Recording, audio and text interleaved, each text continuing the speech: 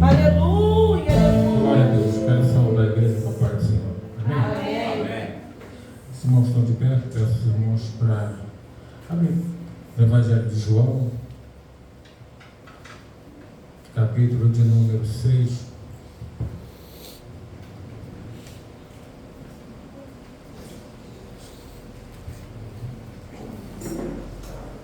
Pode botar aí, Carol?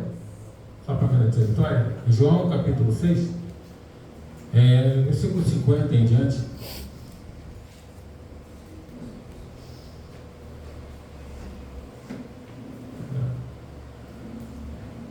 Os irmãos acharam?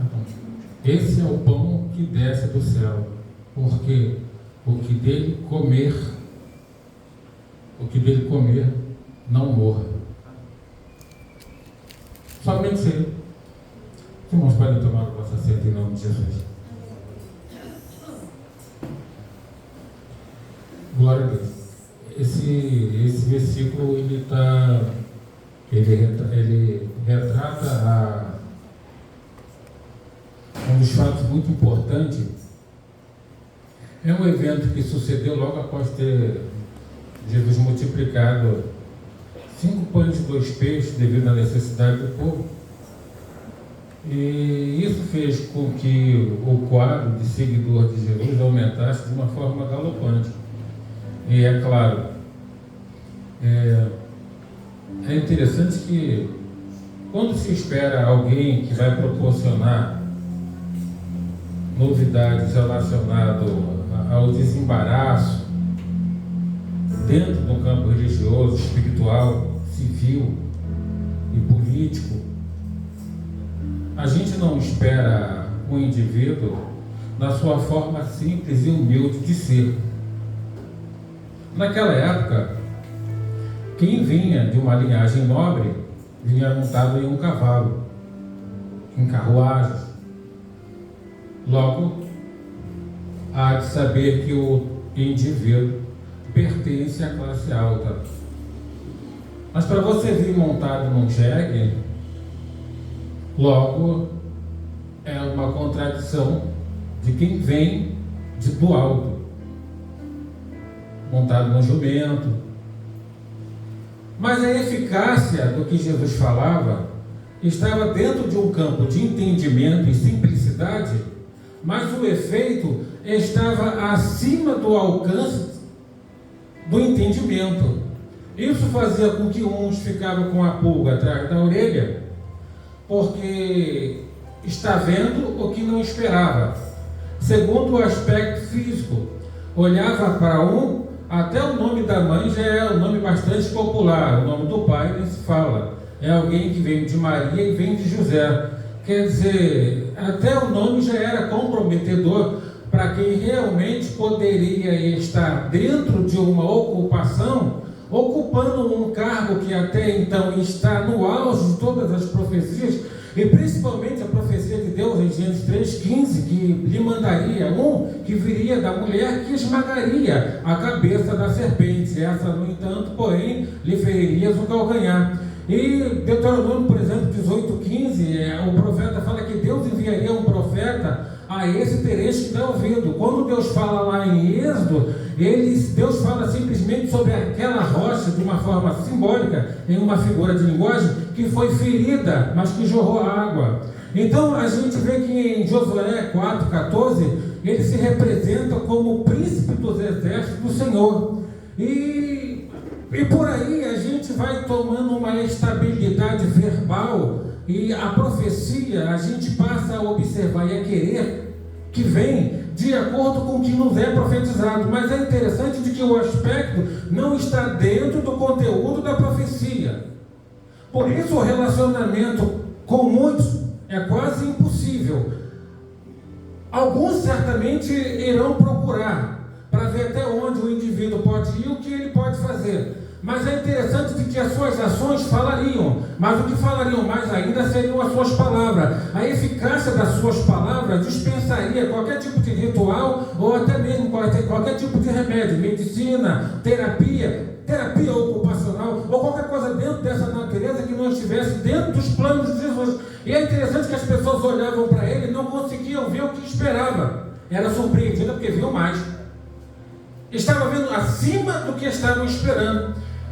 Nós temos uma complicação em nós, e não adianta, a gente não consegue se livrar disso, que a gente procura assemelhar os atos de bravura com o aspecto físico. Imagina você quando você era criança e alguém falava do teu pai para você, ou alguém falava para sua avó, ou do seu avô, do seu tataravô. É claro que as palavras repercutiam tão bem, mas tão bem, que quando você tinha a oportunidade de formar uma imagem dele na sua memória, de acordo com o que você está ouvindo o que ele fazia, certamente você nunca vai criar a imagem de um cara feio, calvo, sem cabelo e que manga, até porque isso não condiz, o aspecto físico não está condizendo com o ato de bravura que as pessoas ali estão falando. De fato, porque olhava para Jesus, certamente não via um cara com defeito, não via uma pessoa, certamente às margens da sociedade, mas olhava para Jesus e via que não era aquele Jesus que as profecias estavam apontando. Mas aí a curiosidade de se relacionar com ele só pelo fato de saber, poxa, não é esse camarada, mas eu vou andar com ele para ver o que de repente ele pode fazer. Vai que supostamente eu esteja enganado, é esse, e eu esteja visualizando mal. Então eles tentavam andar com Jesus, mas Jesus não fazia o que eles queriam.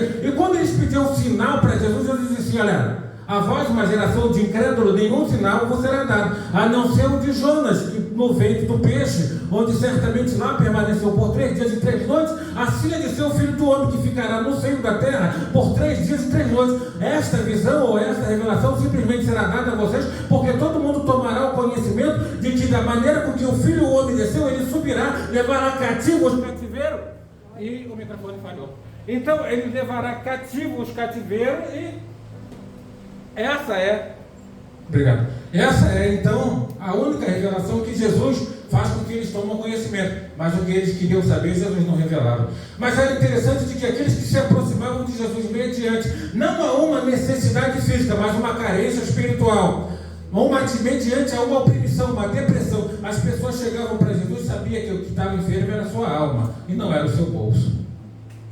Então, mediante isso aí, claro, Jesus se manifestava. E ele disse assim: Pai, graça te dou, porque revelaste essas coisas aos grandes entendidos, ocultaste-lhes e revelaste aos pequeninos, que no caso somos nós. Eu lembro de que Paulo, ele faz uma menção, entenda, Paulo, ele se lamenta pelo seu estado natural.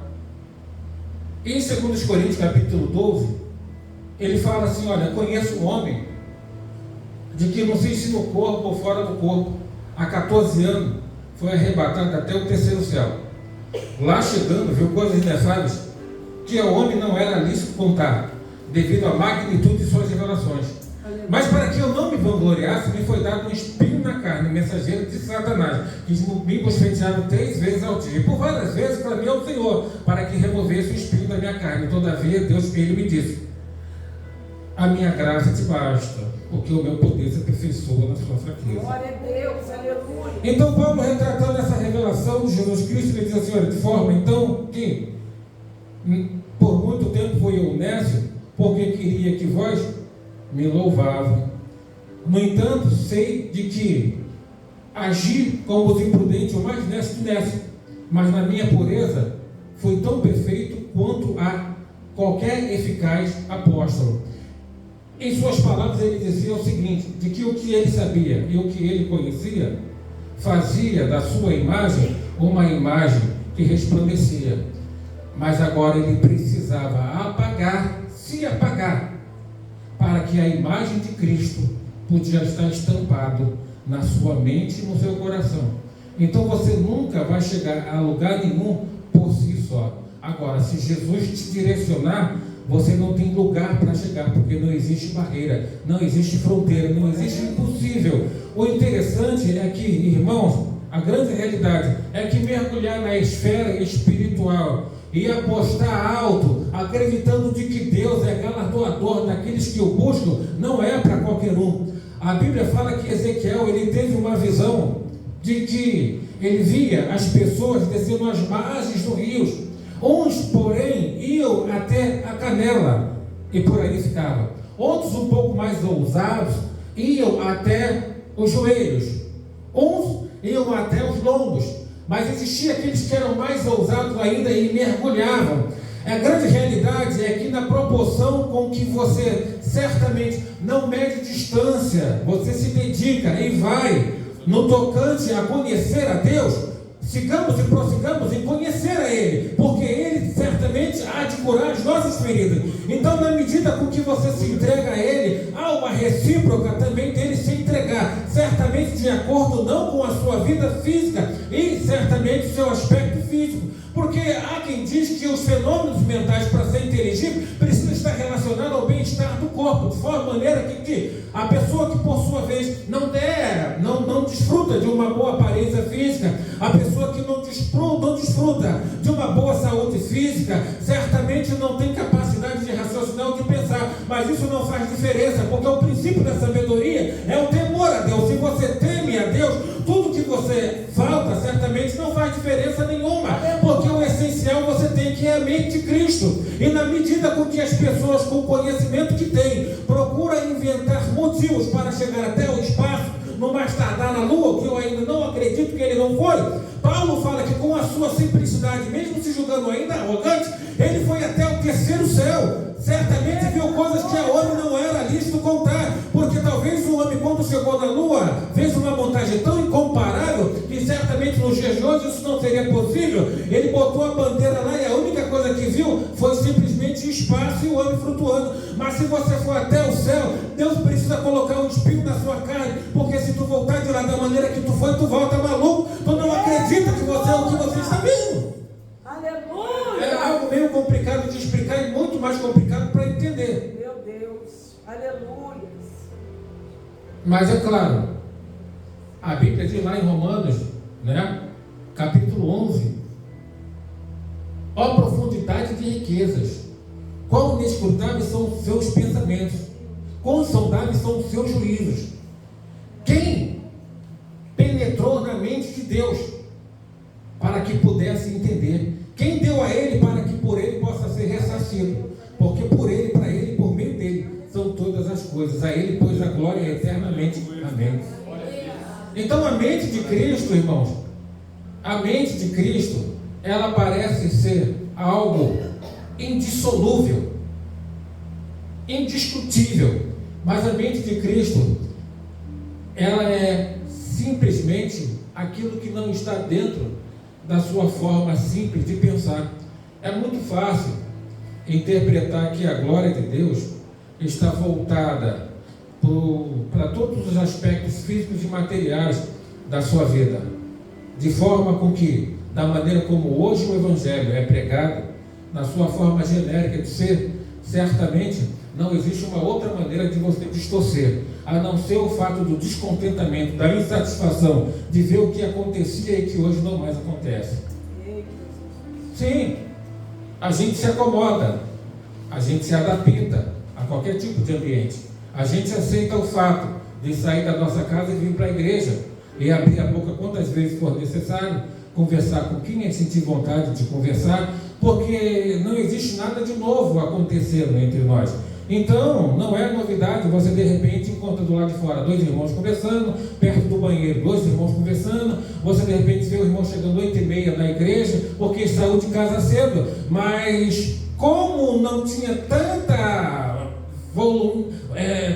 prazer, tanta satisfação em chegar na igreja no horário, vem parando, e quando deu mais ou menos umas 8h30, o camarada chegou dentro da igreja, porque aquele brilho que deveria estar nos olhos e no coração do cristão, para fazer com que o culto realmente proporcionasse em nós prazer e satisfação, não mais existe. Então o fato de você ver as pessoas jogadas por todos os lugares da igreja, pelos corredores, no portão, do lado de fora, chegando 8h30, 9h, não é novidade. Isso é o que acontece hoje, nos dias de hoje, porque a satisfação ou a insatisfação, o contentamento ou o descontentamento passou a ser o nosso cartão de visita, porque aquilo que não mais acontece dentro da igreja, certamente não é mais novidade para quem já está acostumado a vir todos os dias e ver sempre a mesma coisa acontecer. Fulano tem oportunidade e fala aquilo que lhe é peculiar, Beltrano tem oportunidade e canta aquilo que já estava ensaiado, e quando a irmã vai dirigir o culto, vai olhar no papel onde já está tudo escrito, quem vai ter que ter oportunidade, quem não tem que ter oportunidade, quem ora, quem prega, quem canta e quem louva. Na realidade já está um cronograma tudo feito, não tem como não ser simplesmente a mera liturgia de uma reunião de irmãos que se reúne para simplesmente fazer um desencargo de consciência e cumprir mais um dia de culto na sua vida, onde as pessoas chegam de uma maneira e, se não sair pior, sai da mesma maneira, porque a glória de Deus não foi manifestada, porque a palavra de Deus não foi pregada na sua eficácia e o coração não se abriu, pois não existia poder para transformar a vida triste numa vida alegre, transformar a tristeza em alegria, fazer a morte virar vida, fazer com que as coisas impossíveis viessem a se tornar coisas possíveis. Aleluia. Não há novidade, Glória a Deus. é tudo normal, Louvado seja o seu nome. está tudo monótono. E como mudar essa questão? Colocar um pouco mais de brilho. Por exemplo, a casa do Senhor, eu lembro das palavras, eu sempre falo das palavras de Davi. Ele fala lá no Salmos 84, Senhor, Deus maravilhoso. ele diz que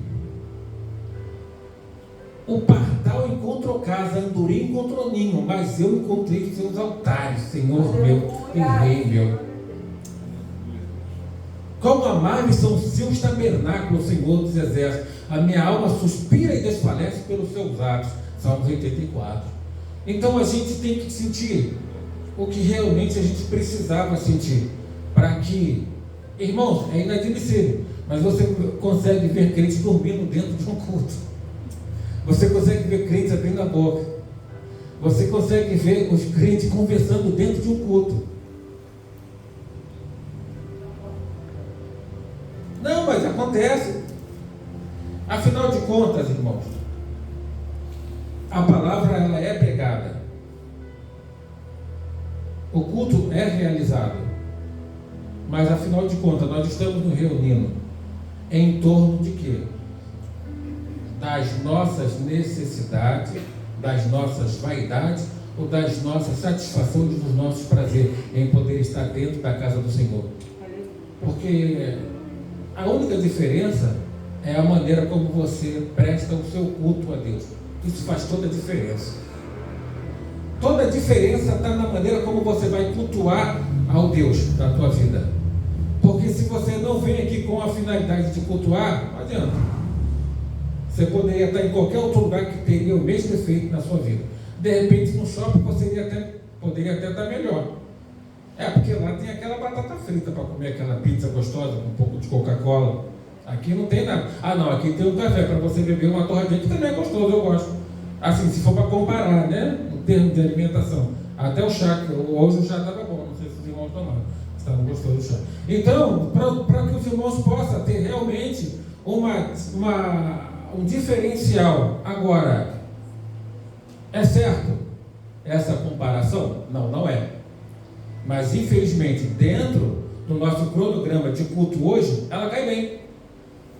Agora, isso seria uma ofensa? Sim. Para os verdadeiros adoradores, que vieram aqui para adorar em espírito e em verdade. Glória a Deus. Isso seria uma ofensa? Sim. Para aqueles que deixaram todos os seus afazeres. E olha que apareceu a oportunidade para você não estar aqui hoje. Mas você esteve. Então, os verdadeiros adoradores é aquele que buscam a Deus em espírito e em verdade. Aleluia, Deus. Louvado seja o santo nome. Perguntaram para Jesus: olha, os samaritanos te adoram em Gerazim, os judeus te adoram em Jerusalém. Quem na realidade está te adorando mais? Ele falou: há de chegar dia em que os verdadeiros adoradores adorarão ao Pai em espírito e em verdade. Então não é onde você adora, é a maneira como você adora. Aleluia. Parece pouca coisa, não parece? Mas é interessante de que gradativamente a história da sua vida ela vai sofrendo uma alteração. Eu lembro de que uma vez ela estava contando um testemunho, e isso foi comigo também. Eu fui convidado pelo irmão a estar num apartamento ali na Coab. E dias atrás eu estava num culto na Carombé, um culto abençoado, onde a irmã chorava por ter sido curada do vírus da AIDS. E eu peguei aquele testemunho e levei para casa desse irmão, mas eu não sabia o que estava acontecendo. E eu comecei a falar sobre aquele testemunho que eu presenciei, e dizendo que Deus é poderoso para entrar em qualquer circunstância da vida. A fé faz a diferença. E de repente eu olho para o irmão sentado e a irmã me olhando com cara de assustado. Eu continuei falando, mas certamente bastante temeroso, achando que poderia estar falando alguma coisa que não era para falar. E comecei a entrar, a bater dentro dessa questão e fui direto na enfermidade daquele homem. E não demorou muito tempo, eu até perguntei para o irmão, houve algum problema? Porque o irmão estava me olhando de uma forma, você entrou na ferida dele, o irmão está com vírus HIV. E a gente veio aqui para orar por eles. Aí a responsabilidade e o medo ao mesmo tempo, porque se for Deus, ótimo. E se não for? Estou lascado. Mas, com o tempo, o irmão fala comigo. Depois de muito tempo, o irmão, amigo, fala assim, tem alguma coisa para fazer hoje? Eu falei, não, hoje não tenho nada. Ele tem um culto ali no pastor Jeremias, na 28. Eu falei, lá, é um testemunho. Eu falei, não estou fazendo nada, eu vou lá. Irmãos, assim que eu cheguei, o irmão que ia dar o testemunho estava sentado no banco do ministério. E quando eu passo pela igreja, ele me olha com aquela cara de assustado. Eu falei, rapaz, esse irmão não estava com mais? E ele contou todo o testemunho, a trajetória dele com aquela enfermeira que teve o cuidado. E quando chegou uma enfermeira para cuidar dele, que é para render a outra, ela falou assim, olha, tem uma pessoa no leito tal que de hoje não passa, vai empacotar. Aí ela falou, tá bom. E quando ela chegou para ver como é que estava esse rapaz estava de joelho orando. Ela falou, meu filho, você não tem mais proteção no teu sangue. Você não pode estar de joelho em qualquer enfermidade. Se você pegar aí, você morre. Ele falou, não vou mais pegar a enfermidade não, eu acabei de ser curado. Como? Eu vi um anjo, veio até mim e tirou essa enfermidade de mim e colocou dentro de mim saúde. Eu vi, eu estou curado. A enfermeira olhou para ele, a enfermeira também não era crente não. Falou, meu filho, você está ficando maluco, sobe daí. Só que a enfermeira começou a ficar observando ele começou a engordar, pegou um corpo e a enfermeira aceitou Jesus por intermédio dele. E quando ele me viu, ele falou assim, olha, esse homem que teve ali em casa profetizou para mim que Deus me curaria. Quando eu fui para o hospital, eu profetizei a minha cura lá e eu quero louvar a Deus pela vida dele. Na realidade, irmãos, foi uma coisa que a gente vê e acompanha e não acredita, porque Deus pode fazer isso e muito mais. Afinal de contas, faz um propósito com Deus, lança um desafio, não coloca Deus na parede, porque isso não há necessidade. Deus não é teu empregado, mas é teu amigo. Ele precisa entrar em determinada área da sua vida, da minha vida, mas para que ele entre em determinada área da minha vida, da sua vida, é necessário um comprometimento, alguma coisa que desperta em você o interesse de ser um pouquinho mais do que você já é, de adorar um pouquinho mais do que você adora, de se entregar um pouquinho mais do que você se entregou. Afinal de contas, irmãos, porventura não está faltando pelo menos um pouquinho que seja, para que a mão de Deus entre na sua vida e muda a história da sua vida, coloca um pouco mais de brilho na sua história e faz com que as coisas possam acontecer. Venha mover céus e terra sobre a sua vida, venha fazer aquilo que está longe, vir para perto de você, e venha fazer aquilo que está perto, que não te edifique nada, e para longe de fazer, venha te libertar daquilo que você acha que é impossível, e venha te colocar dentro do plano da perfeição, venha te colocar dentro da saúde espiritual. Será que porventura não falta só mais um pouquinho?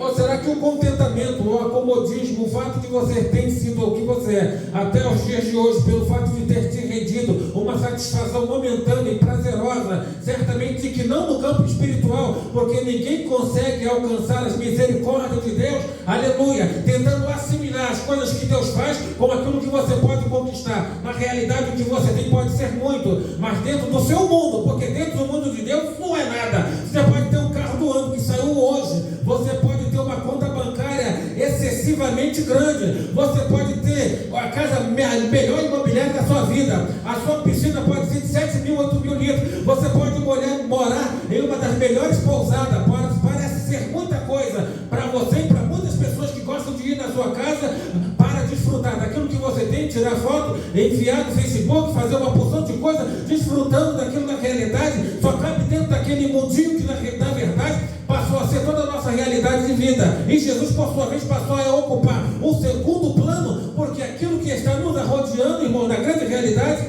passou a ser mais importante do que você deveria buscar dentro da igreja. Aí quando eu não tenho isso, não te isenta de nada, porque quem não tem, na realidade, quando tem ambição, vive para ter. E quem tem, não consegue largar. E a vida espiritual, irmão? Porque Jesus fala a um dos pastores de Apocalipse.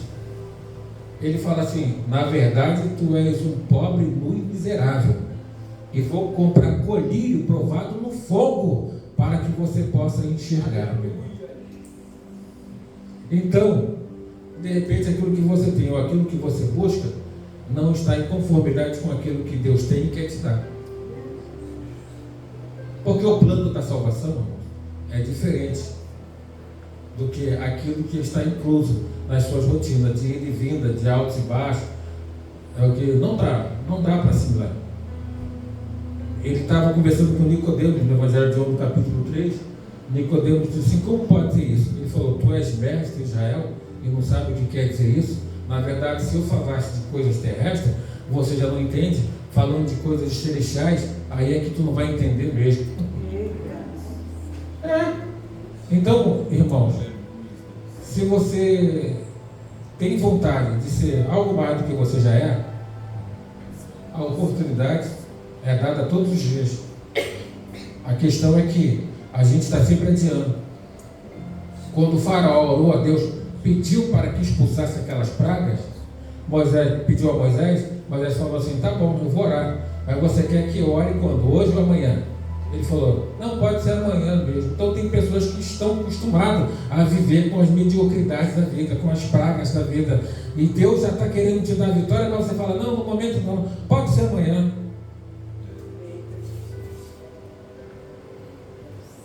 Então vamos nos desvincular, né, do mundo e vamos nos assegar a Deus. Amém, irmãos? Amém. Graças a Deus, agradeço a oportunidade de Jesus.